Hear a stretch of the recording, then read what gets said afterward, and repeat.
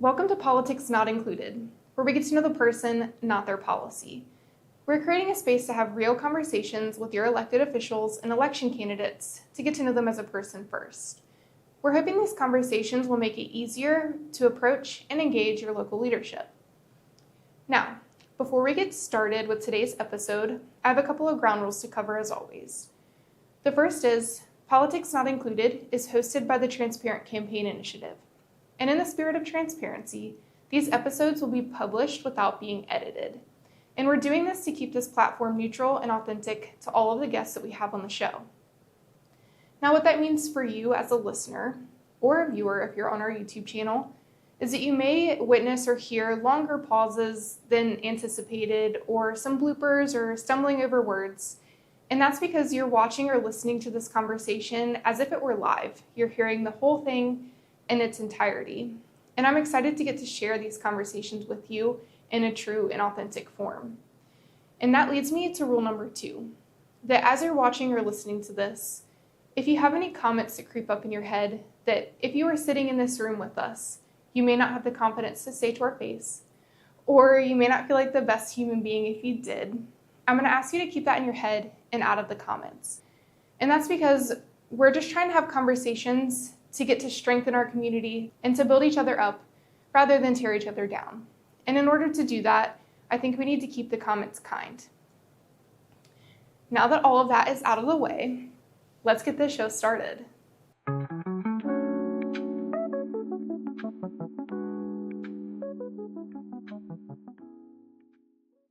It is my privilege to introduce the first ever guest for Politics Not Included, Kristin Brighton. Kristin is principal and co-owner of New Boston Media Group, and she is also the current president of the USD 383 School Board.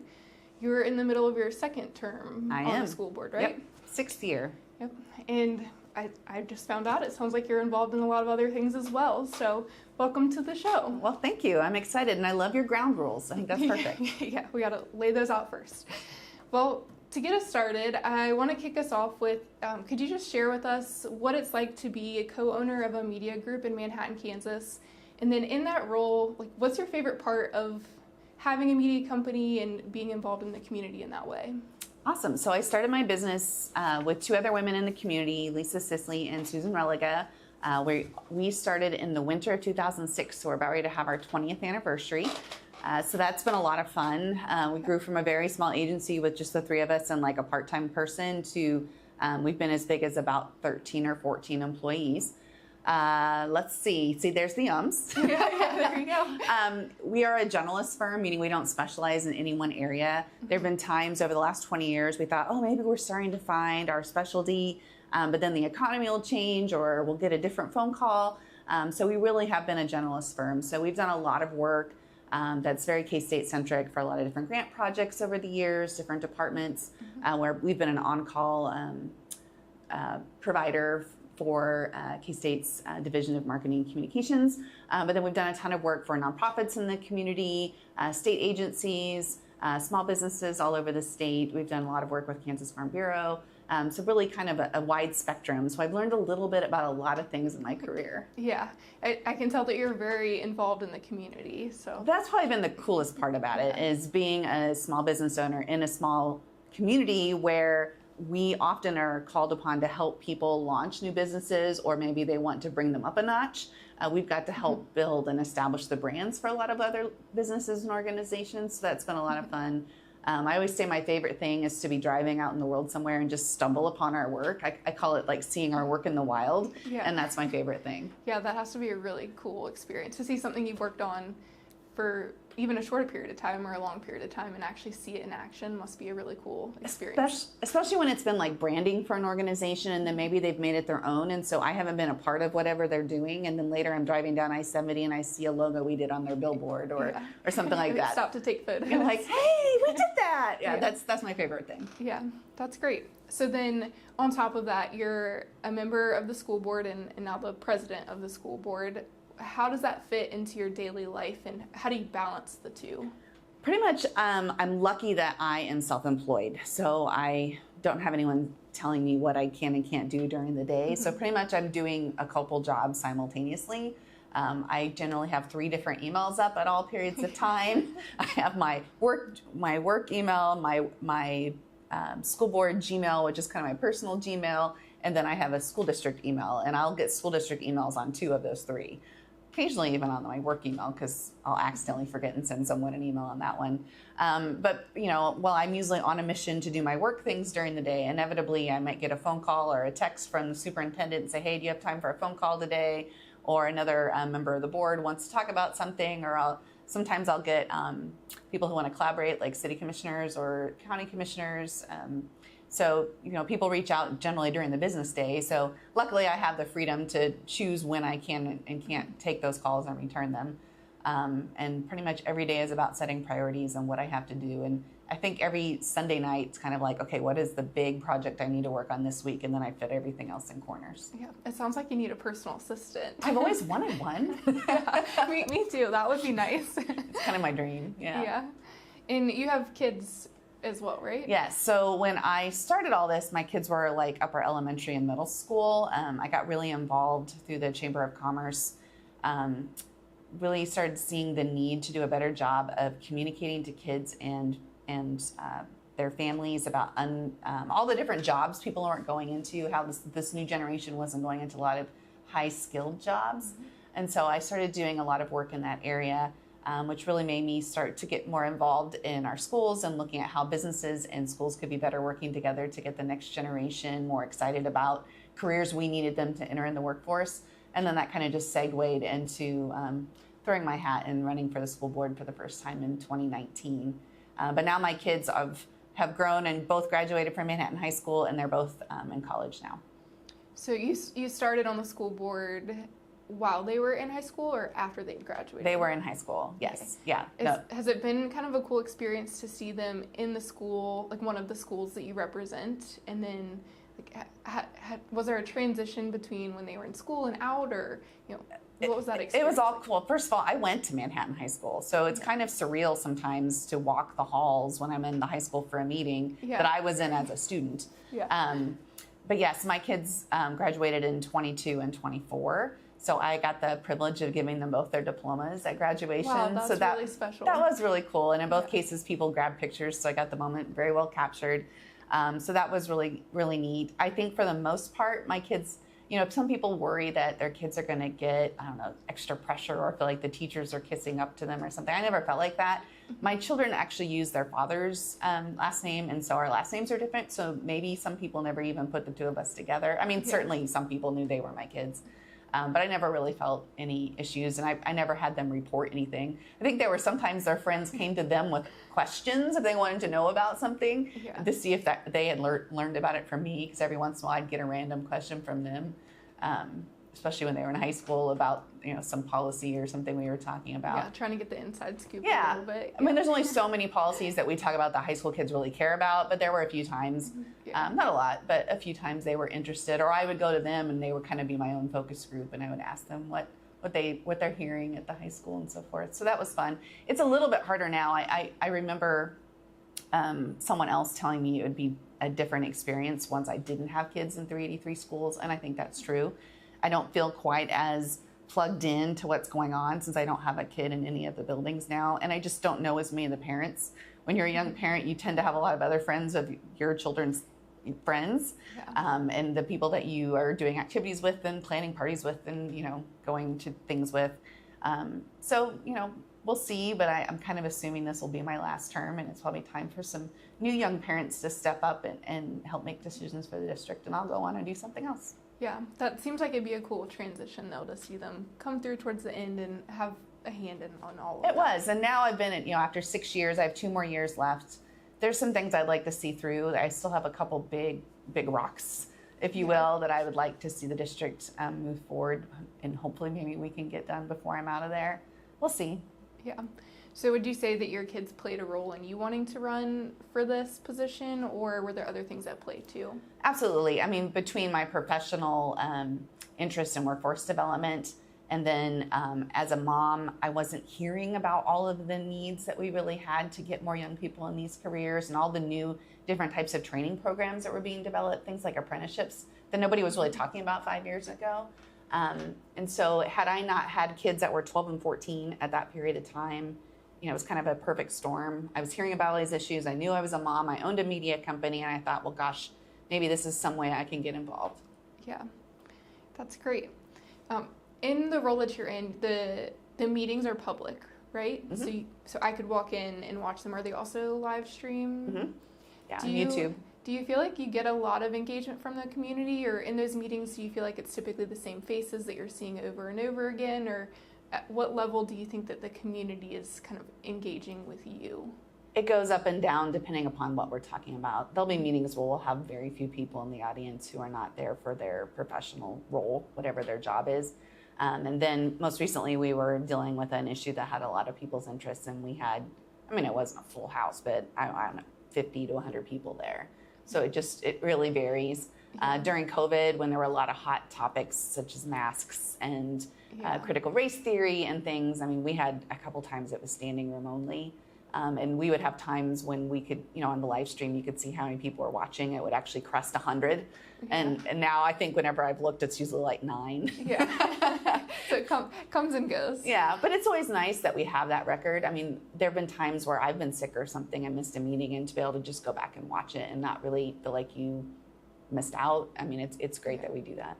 Do you have advice for somebody that's in the community and may have an issue? Like, what's the best way to contact you or other members of the school board? Is it going to those meetings or sending an email? What would you recommend? That's a great question. I would usually start with sending an email. You can send an email to Diane Dennison, who's the board clerk, and she'll send it to all 7 of us, or you can send one to each of us individually. Either way works. And generally, if you have just a question or a concern, I would say doing an email first gives us a chance to do some research and find out the answer. And it might be something easy to clear up, or it might be something we can easily point you to a specific person in administration and get your problem solved or your question answered. If it's a bigger issue, then we can maybe get some behind the scenes. If you feel like you're ever not getting paid attention to or getting ignored, or you want to make a bigger splash, we have board comments, citizen comments at the beginning of every single board meeting, and anyone can show up and fill out a form and turn it in to the board clerk, and you'll be given 3 minutes to speak to the board. The board does not interact, will not ask you questions and have any kind of back and forth debate, but we'll take it under consideration and ask the appropriate administrator to look into the issue. And if it's something we need to address on a future agenda, that's how you would get it put on. But generally I would start with an email and a beginning conversation versus just cold showing up in a meeting, but that's always an option too. Yeah, and then out of curiosity, if you have an issue that's come up, then you all sit down and you just vote, or what does the process look like from idea through voting? Most things take months, and generally what we're waiting, so usually if it depends if it's changing a policy or something like that, then there's a whole process that the administration will go through. They'll do all the research, they'll look at how other districts handle things. The Kansas Association of School Boards provides us with legal advice, and they will have predetermined policies. And if it was something we didn't have a policy about, then it probably would even take a little bit longer. But we want to make sure we vet everything. And we have a policy committee that is 3 board members who will review it, and they'll really line by line look at it and discuss it before anything comes up to the board for a full review. When it's a purchase, it's a little bit different. If the district wants to buy something, if it's under $20,000, the superintendent can just rubber stamp it. But if it's over 20, we have to approve it. And generally, when something comes to us for our approval, they've already gone through all the process. They know where they're going to get the money from. They've taken the bids if they need to go through a bid process. Sometimes they can buy things on a state contract, so we don't have to do that. But if they bring something and put it forth that they want to buy us to buy, it's very rare that we don't approve it. Because we know they've gone through all the steps. Okay, yeah, I've never really thought about what it looks like to go from the start to beginning, but you're the perfect person to ask. So. Yeah, sometimes it's literally like $20,000. Other times, we've approved things that were millions, so it just kind of depends on the issue. But nothing happens quickly. We try to be nimble sometimes, but most things take several months to go through the full process. Yeah, there's a lot of things to consider. So you have been in your school board position for about 6-ish years now. Mm-hmm. So you're pretty well versed in what it's like to be an elected official at this point. You spend most of your first term figuring out how everything works. And so I'm glad that I didn't step into being president in my first term at all. I felt it took a couple years before I really felt confident. And so, and to really, and there's still not, I still wouldn't say I know everything, but it takes a while to understand just the processes and how we typically handle things. And you have different staff people turnover. We've had 2 different superintendents in those 6 years, and everybody handles things a little bit differently. We are given opportunities to get professional development, so you learn a lot. And you learn a lot from your fellow board members. So every 2 years, the board changes, and there are different people on it. So it's been a great opportunity to grow, both as a leader and as somebody involved in the community and how government works. Yeah. What's one thing that you wish the public knew more about being in an elected position? And it could be, I mean, I'm sure you have a lot of things to choose from, but from somebody that is now in an elected position, and you've obviously spent time before being elected, like what's something that you were surprised about or you wish more people knew? I have definitely seen in the 20-some years I've been back in Manhattan. So I grew up in Manhattan. I went to Kansas City and came back in 2003. So in the time I've been back, I've been very involved in the business community, and so we've been very involved in the city commission and now the school board. I've definitely found that sometimes people get fired up about something, and so kind of in a moment of passion, they'll put their name in the hat and they'll decide I'm gonna run. But they really haven't thought it all through. They haven't really been maybe watching it for some time and really understand all the nuance. And once they get themselves elected, sometimes they don't quite know what they're getting into. And so it's been interesting to watch multiple people over the last 20 years moderate. They're either on this side or this side when they are a candidate, but as they learn about all the functions of government and all the regulations and things that voters have to approve and all the processes, things, everything, people come to the middle. And I think that's actually really promising and kind of cool about how democracy works. Certainly, there's people who still are on one side, but they all come to the middle when they start to understand it's not as easy as it looks when you're not in the hot seat. Yeah, that makes sense. I had another question that I was going to ask you, and see, this is when I wish I could edit the video because now that question is gone. We're human. Yeah, we're all just human. Well, those are the last of my listed questions, other than the one that I'm sure I will remember as soon as we walk out the door. But I am going to wrap up every interview with the same 3 questions, just as kind of fun little get to know you a little bit better. But do you remember the first time you ever voted? Oh gosh. So I turned 18 in February of my senior year in high school, and that was in 1993. So there was a presidential election in 1992 that some of my friends got to vote in, but I couldn't, and that's when Bill Clinton was elected. And I know that I was really mad because I wanted to be part of the process, and I was jealous that some people got to be. I don't remember that first time I actually went into the booth, but I remember not getting to go into the booth in November of 92. So that's as close as I can answer. Yeah. I don't remember the first time I voted, and it was probably, 10 years ago? I'm bad at quick math. I think it's longer than 10 years, but yeah. I mean, mine was probably some city election in 1993 because I probably voted as soon as I could just because I wanted to. But yeah, that's great. Who knows? Yeah. Why would you say voting is important to you? I think it's just, I get really angry at people who complain about anything. They complain about potholes. They complain about the fact that they have to pay fees when they enroll their kids in school. If they aren't willing to at least vote, let alone put their hat in and put their hat in the ring. Is that the right phrase? Throw their hat in the ring. There you go. Throw their hat in the ring and run for office. If they want to at least vote, then they really don't have very much right to complain if they aren't going to at least participate in that little bit. Yeah. So I get very frustrated, especially with the trolls online who just want to badmouth people. That's why I loved your ground rules. Stay kind, people. If you're not willing to do it yourself, you need to really think twice. And it all starts with voting. I took both of my kids when they turned 18 to vote because I wanted to be there the first time. And it was pretty cool. And it was very cool. I took them with me to vote the first time my name was on the ballot, too. Wow, that's special. That was really cool. Yeah. I probably thought it was cooler than they did, but yeah, that's probably a moment that you'll remember forever. Yeah, so I do remember that one. Yeah, that's good. That was fun. And then my last question for you, which you've addressed a little bit, but what's the best way to connect with you or other elected officials, and what's the best way to get involved at the level that you're at? Well, everyone's different. For me, it's email. Like I said, I'm sitting at a desk on email all day. Not everybody has that work situation. Certainly, I don't get many phone calls anymore, but if I do get phone calls, they get returned because I don't get that many of them. And I certainly like that opportunity to talk to people one-on-one, or if people ask me if I'll go to coffee, I very rarely will turn someone down. So I like that interaction. I like that feedback. Sometimes I feel like we're a little bit in a vacuum. So definitely, I would encourage people. I think most people in local public office want to talk to their constituents and they want to get input and ideas. Even if they are disagreeing with them, it helps them to better understand the other side of the issue. So people shouldn't be afraid. We're just normal people, just like anyone. You know, we're not like anything special. We're just people who found it in themselves the courage to put their name on the ballot. So people need to get involved.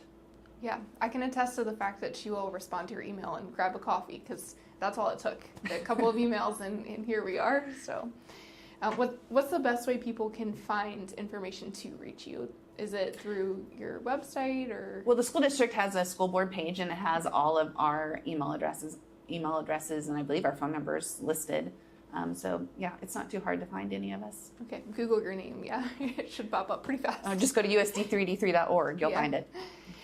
All right, well, thank you so much for being on the show. Yeah. And for those of you watching, if you want updates on new episodes, you can follow the Transparent Campaign Initiative on Instagram at Transparent Campaigns, or on Facebook. Our Facebook page is Transparent Campaign Initiative. So follow along for new updates and releases, and thanks again for being on today. Absolutely. Thanks for letting me be your first guinea pig. Yes, thank you.